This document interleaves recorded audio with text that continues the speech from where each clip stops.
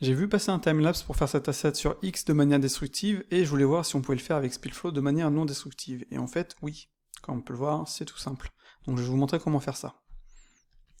Commençons par ajouter une sphère, je vais directement l'appliquer, je vais aller en Edit Mode, je vais faire une rotation, je vais sélectionner certains edges, je vais les supprimer, je vais faire la même chose ici, hop, hop, je vais sélectionner ça, je vais faire un extract, je vais sélectionner tous les points, je vais faire une extrusion, je vais sélectionner ça, et je vais lancer le Solidify. Et vous voyez, le Solidify, il me permet tout de suite d'avoir ce type de résultat. C'est plutôt sympa.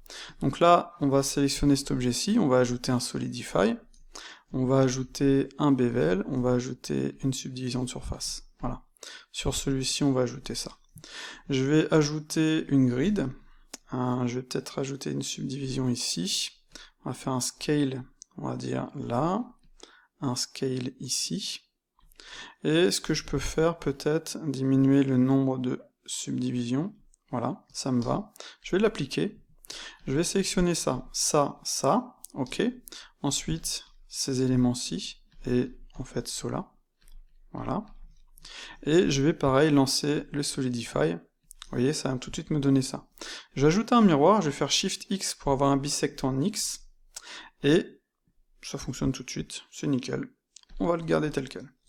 Je vais ajouter, en fait, cette fois-ci, un plan.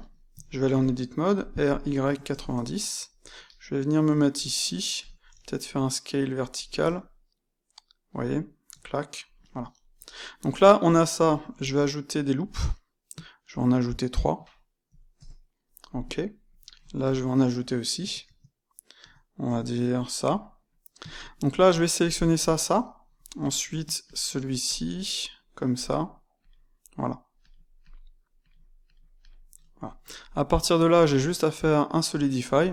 Pareil, on essaie de garder la même taille pour les briques. Et je vais juste ajouter un miroir. Et voilà, ça me donne ça. Donc peut-être qu'on peut le placer en Edit Mode, sélectionner tout ça, le déplacer un petit peu ici, histoire d'avoir quelque chose de sympa. Ensuite, je vais ajouter un simple vertex. En Object Mode, je vais venir le bouger un petit peu. En Edit Mode, je vais le déplacer, je vais faire E, je vais faire un truc comme ça. Voilà.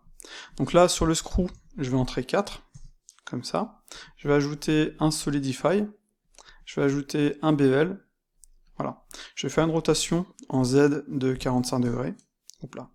Alt R, RZ 45, voilà. Et je vais venir le déplacer ici, je vais faire un petit scale, et voilà. On a tout ça. Je vais tout de suite faire un groupe, clac, le placer, et si on regarde, ça fonctionne. Et tout ça, bam, bam,